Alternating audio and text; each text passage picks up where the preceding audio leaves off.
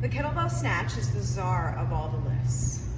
It develops hand hypertrophy, aerobic capacity, and explosive hips.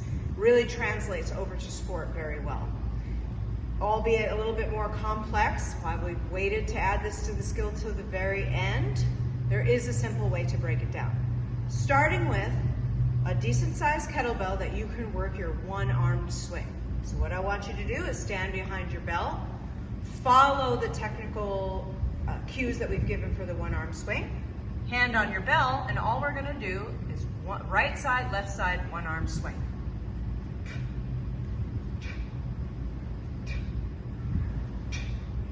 Now, the kettlebell snatch is a very vertical position. It ends all the way at the top. But the good way to practice it with the one-arm swing is to eventually start to bring your arm up so you can just spear through at the top. So the next step, once you've practiced your right side and your left side, and you're practicing your explosion through your hips via your hinge position, the next is called the high pull.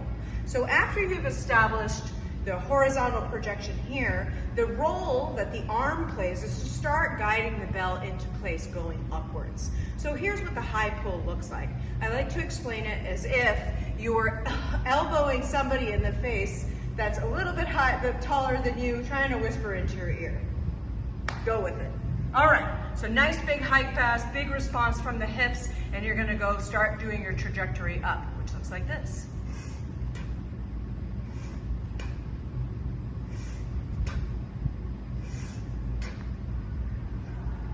So you see, the trajectory of the bell is now starting to go up. My elbow is bent, and if you look completely from the side, it is vertical like this. We are not projecting outwards and then coming back. So the high pull helps you practice just this vertical nature of which the bell is. Now the next step is practicing what we call the drop, okay? Because once your arm has speared through the actual snatch, it falls essentially into your stomach or into your center of mass, which is your hips, from a pretty great height. So you have to prepare your body to understand what it feels like to have the bell now falling from this height versus from the swing, which is just here. What does that mean? Well, grab your bell, pull it to your chest, and press it overhead. You have to have full lockout. Now, with catching the bell with your body is the practice you're going to go through now, which is called the drop. And it looks like this. Bending the elbow on the way down, catch it with your body, come down, bring it back up into a press, let it fall, catch it with your body, bring it back up, press, and let it fall. So this is all about timing. You don't want to break at the hips too soon, then the bell is going to drag you down because it is falling from such great height. So you have to be able to control it. So we've gone for the one-arm swing, we've gone into the high pull, and we've practiced the drop, which is essentially your body catching this. Now we can start to work on what's called the punch through or the spear through, or essentially the snatch. So watch this position now.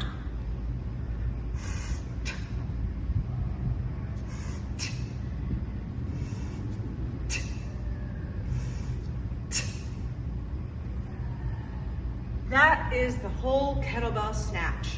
So focus on the power coming from your hips. That's where it all begins.